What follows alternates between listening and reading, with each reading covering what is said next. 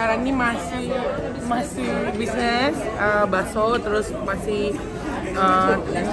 teringin masuk buka cawangan. Lepas tu sekarang mau try untuk masuk bidang baju untuk plus size, baju untuk plus size, and then next insyaAllah tudung juga, macam gitu juga lah maksudnya.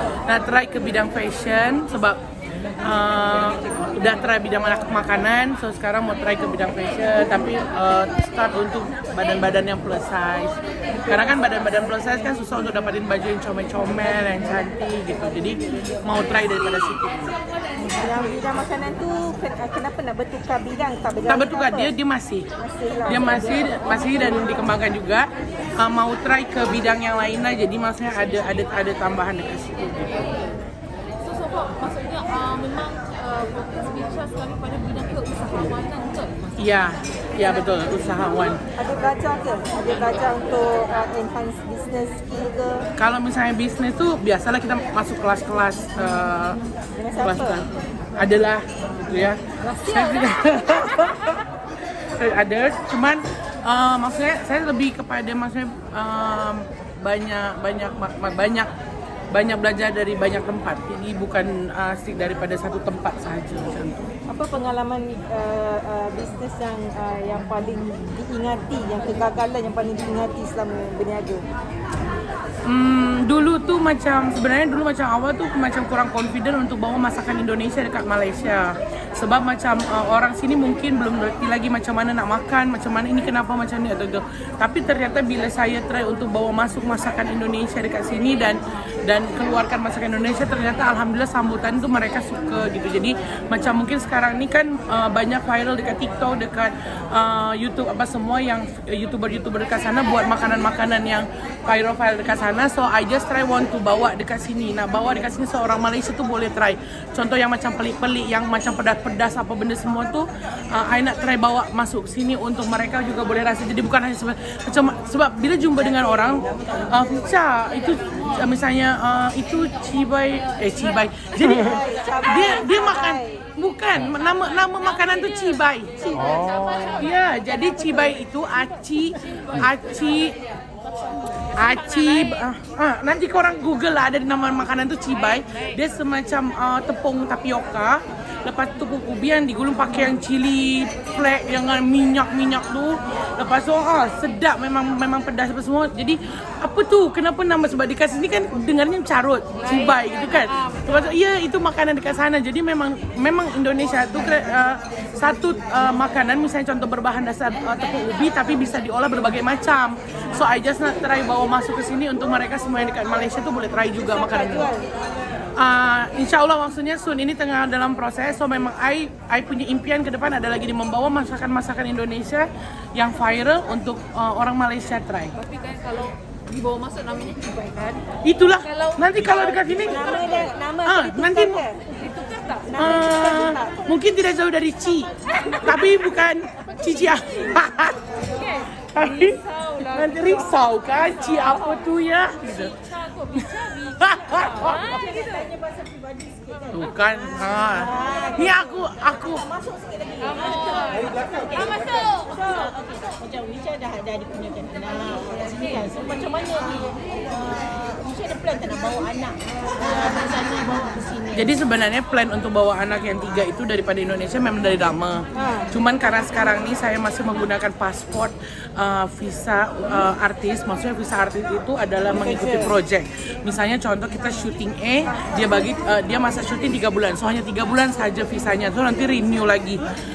So jadi bila itu adalah bukan pekerjaan yang tetap, daripada keputusan daripada pihak sini tidak boleh membawa anak untuk bersekolah, kecuali kalau misalnya saya ada pekerjaan yang tetap. That's why sekarang ni saya tengah start untuk build up business, and then buat sendian berhad, and then buat proper semuanya secara betul. Jadi mungkin nanti next misalnya saya dah berjaya dekat situ, jadi bisa pakai guna visa atau misalkan usaha bisnes macam di sini memang saya ada bisnis, jadi boleh bawa anak-anak ke sini gitu. Jadi itu memang salah satu impian yang belum tercapai sampai sekarang. Tapi memang kalau ikut undang-undang di sini memang boleh kalau ada bisnes ya? Boleh, maksudnya at least kita dapat maksudnya gini, you bawa anak sekolah dekat sini sebabkan you bekerja memang yang jangka waktu 1 tahun, yang maksudnya lama gitu, bukan hanya 3 bulan. Ini pun kan syuting bukan pekerjaan yang tetap. Mereka pikir adalah maksudnya kan syuting bukan, belum tentu nanti you dapat syuting lagi gitu. Kalau tempoh bisnes tu sekurang-kurangnya dia nak berapa lama baru boleh bawa anak sini, establish dia?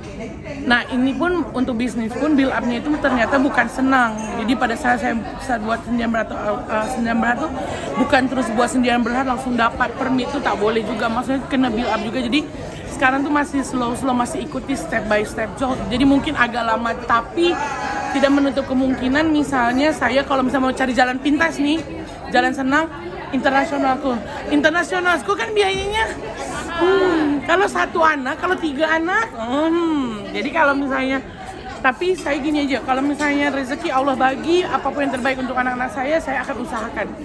Bisa. Berapa lama Micha nak tunggu untuk bawa anak tu, sebab kalau tak boleh kena international school kan. Okay, berapa lama tempoh yang Micha bagi untuk diri Micha sendiri? Saya punya target, saya cakap gini, bila setelah PKP ya, maksudnya adalah bila border dah buka and then bisnis balik, sebab sekarang ni jujur bisnis tengah drop dibandingkan sebelumnya. So bila bisnis dah apa semua, saya target misalnya saya akan kerja keras dalam 1 tahun. Kalau misalnya dalam 1 tahun itu sudah kerja keras, saya bawa anak-anak sini. Gitu. Mereka bertanya-tanya Untuk memahami yang mereka ada 3 orang.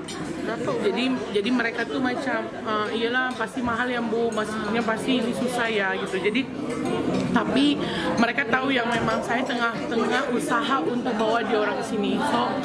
So maksudnya semoga jalan itu tuh dipermudah, kayak macam ada jalannya untuk dapatkan yang terbaik lah untuk bawa dia orang ke sini. Berapa umur dia orang? Yang pertama 13 tahun, yang kedua 12, yang ketiga 9 tahun. Last jumpa bila?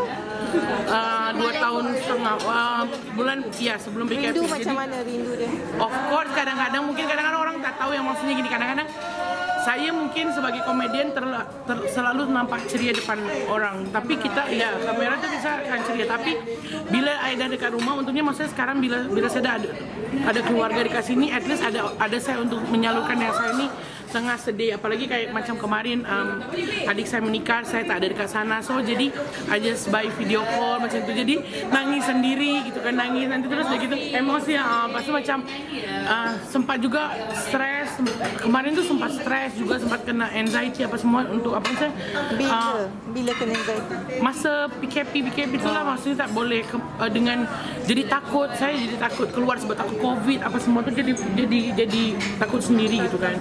Lepas tu jadi